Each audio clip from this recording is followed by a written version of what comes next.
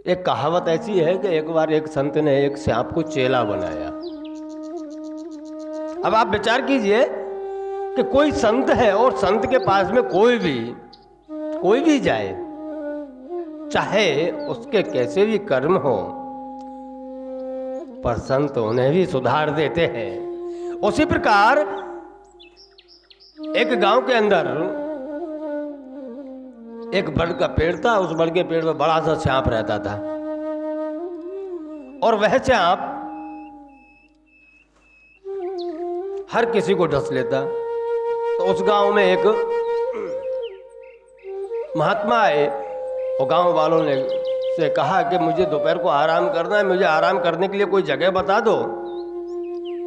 तो गांव वालों ने कहा कि बाप जी कहीं भी जाके सो जाओ, आराम ही तो करना है और क्या करना है, पर उस बड़ के पेड़ के पास में मत जाना। कि क्यों?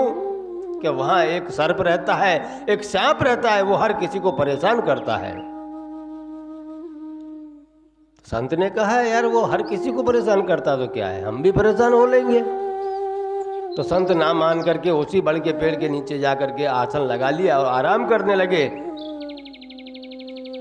उस सर्प को विचार आएगा ये संत है कैसा, ये साधु कैसा है जो मुझसे डर नहीं रहा है। मैं साक्षात काल हूं और काल से भी नहीं डर रहा है, तो जरूर इसकी शरण में मुझे जाना चाहिए। उधर संत की शरण में सांप गया है कि महाराज आप मुझसे डर क्यों नहीं रहे हो। तब संत ने कहा मैंने ऐसे कौन से बुरे कर्म किए हैं जो मैं डरूं भाई, मेरे डरने का कोई कारण होना चाहिए ना। अगर मैं कोई बुरे कर्म करता हूं तो उससे मुझे डर नहीं लगना चाहिए। मैं कोई बुरे कर्म करता नहीं हूं, भगवान का भजन करता हूं और भगवान के भजन में इतना आनंद है कि स्वयं का मोक्ष प्राप्त कर सकते हैं। जब ऐसी ज्ञान में बातें सांप ने सुनी है, ओहो मैं तो समाज को डरा करके रहता हूं, मैं कितना तगड़ा पापी हूं। चलो आज से हम भी एक संत के बताए हुए मार्ग पर चलेंगे। सांप ने विचार किया क्या एक संत के बताए हुए मार्ग पर चलेंगे। तो संत को बोला कि प्रभु मुझे आप अपना चेला बना लीजिए और मुझे कुछ ऐसा दे करके जाइए जिसका मैं पालन कर सकूं।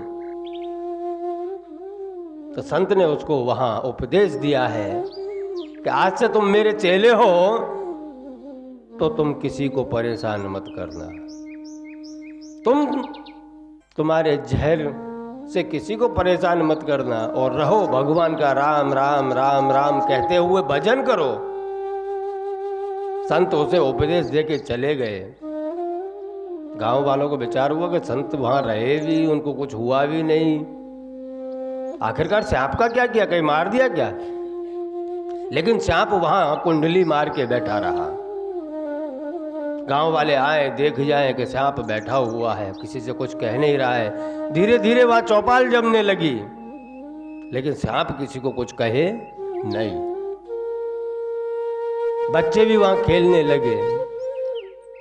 अब तो गांव वालों की हिम्मत पड़ गई कि ये तो चुपचाप बैठा रहता है, इससे कुछ नहीं होता, ये अब किसी को कुछ कहता नहीं है, संत जरूर इसे कुछ कह के गए हैं।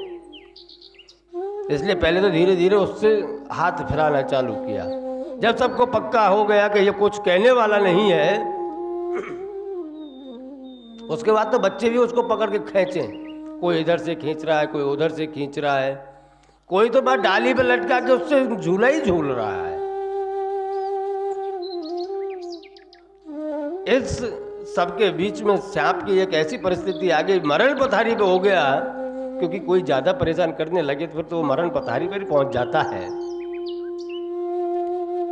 थोड़े दिन के बाद में वहां होकर के संत फिर से निकले और जब वो संत निकले तो उन्हें विचार आया यार मेरा एक चेला यहाँ भी रहता है, चलो मिलते चलते हैं, क्या कर रहा है, कैसे गुजर बसर चल रही है उसकी।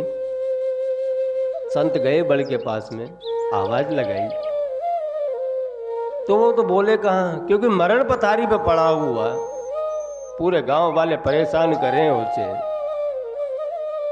तब संत ने देखा कि एक जगह पे कुंडली मार के पड़ा हुआ है, अधमरी स्थिति है उसकी। संत ने कहा भैया क्या हुआ? आप ऐसे कैसे हो गए? पहले तो ऐसे नहीं थे, पहले तो हष्ट पुष्ट थे, खा पी करके रहते थे।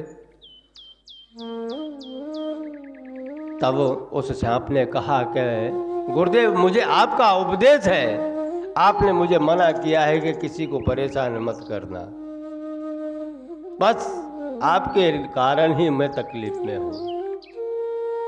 आपने मुझे जो भक्ति दी है, उस भक्ति के कारण ही मैं तकलीफ में हूं। गुरु वचन है, तोड़ सकता नहीं हूं। तब संत ने कहा कि मैंने भाई परेशान करने के लिए मना किया था। अगर कोई तुझे आके परेशान करे, तू डंक मत मारना, उसको जहर मत मारना, पर फुफकार तो सकता है, डरा तो सकता है। भाई तू डरा दिया कर, ऐसे ही क्यों पड़ा रहता है? तब जाके सांप को समझ में आई कि संत के उपदेश में यह नहीं है कि तुम तुम्हारे भक्ति के अंदर इतने लीन हो जाओ कि स्वयं के धर्म के ऊपर, स्वयं के ऊपर हानि होने लग जाए और आप डराओ भी ना। इसलिए हमारे शास्त्रों में कहा गया है कि हमेशा साथ में शस्त्र और शास्त्र दोनों होने चाहिए, तभी आप स्वयं की, आपके स्वयं के परिवार की और परिवार के साथ साथ में स्वयं के धर्म की रक्षा कर सकते हैं। अगर आप धर्म को पकड़ोगे और शस्त्र को छोड़ दोगे, शास्त्र पकड़ के बैठे रहोगे, तो कोई आकर के आपको परेशान कर जाएगा। इसलिए शास्त्र कहते हैं कि शस्त्र और शास्त्र दोनों हो हाथ में, माला और भाला दोनों हो हाथ में, तो आप अपने धर्म की रक्षा कर सकते हो।